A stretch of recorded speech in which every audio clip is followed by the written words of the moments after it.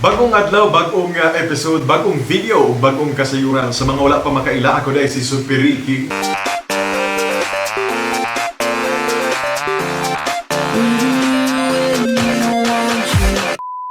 O sa mga wala pa sa makasubscribe, magalimot nga mo subscribe pinagi sa pag-click sa bell button o sa subscribe button na sa abos na sa masayod mo kung natin mga bagong videos ni-upload sa ato ang channel. Kabahin gihapon sa ato ang ginatawag nga hashtag Cebuano 101.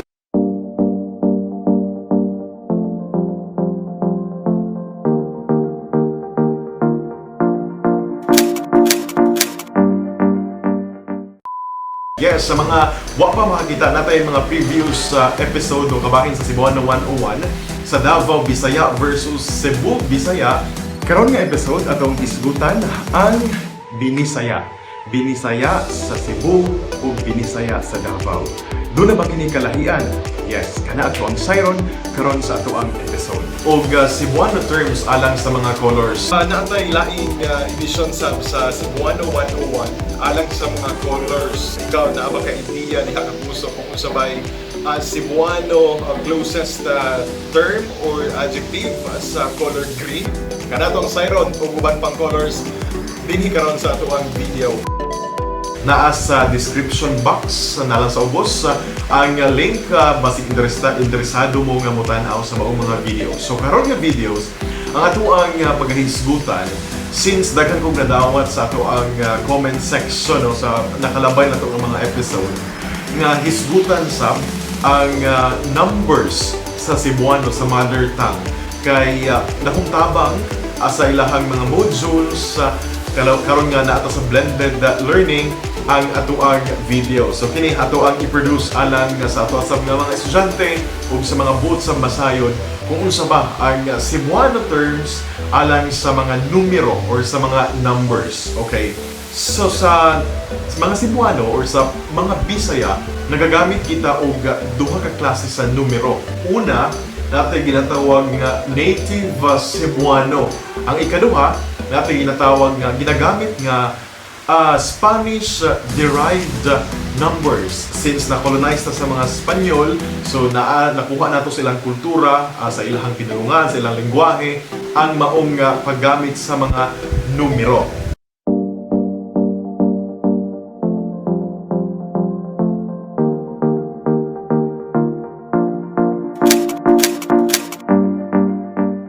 Okay, gikan sa 1 to 10, ang Native Cebuano ang ato ang gina-apply sa mga Bisaya. Pag abot sa 11 to 99, majority sa itong ginagamit na kay ang Spanish-derived numbers. Sa Native Cebuano, ang gikan sa 1 to 10, mao ni usa, duha, tulo, upat, lima, unong, pito, walo, siyam, napo or napulo.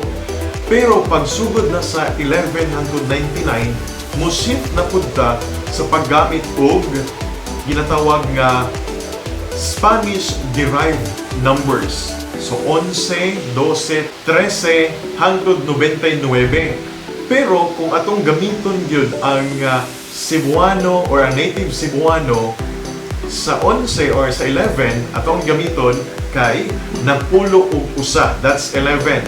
Ang 12 napulo og duha, ang 13 hangtod pa saka sa 19 napulo og tulo, napulo og upat, dungagan nang nimo hangtod nga maabot kag napulo og siyam, that's 19. Pero sama sa akong gikaingon, ginagamit na nato from kusugod sa 11 or sa 11, ubali na punta mo shifta into Spanish-derived numbers mo tong 11, 12, 13, okay? So, kung na-imuta na sa imuha unsa bang oras karon, wala kag alas 11. So, atong ginagamit kay ang Spanish-derived. Dili ka pwede mo ingon nga unsa na oras sa karon, napulo na og usa. Lain kay paminawon. So, atong naandan ang ginagamit na gyud kay ang Spanish-derived. Pag abot sa 20, kini karon ato ang siron kung usabay Cebuano or Native Cebuano sa 20, 30 hangtod 100. Namoy idea? Okay, ato ang hisgutan kana. Sa 20, ang Cebuano native or ang Native Cebuano kay kauhaan. Sa 30, katluan. Sa 40, kapatan. 50, kaliman. Ang 60, kanuman. Ang 70, kapituan. Ang 80, kawaluan.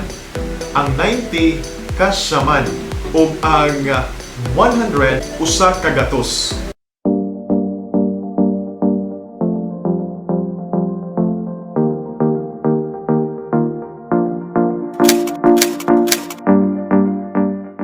So karon atong asama sa ikaing magaganihang pag moabot ang 11 ato nang gamiton kay ang Spanish-derived numbers na. So mo na to 30, 40, 50, 60, 70, 80, 90 hangtod usa ka gatos. So mao na ang kalahian sa Native Cebuano o sa Spanish-derived. Pero sa masig kaiyon, mix na nato nga ginagamit. So mao na ang Native Cebuano gikan sa 20 hangtod 100. Nang hinaot ko nga naamoy nakuha na usab nga pagtulunan pag-abot sa ginatawag nga Cebuano 101 sa ato ang channel.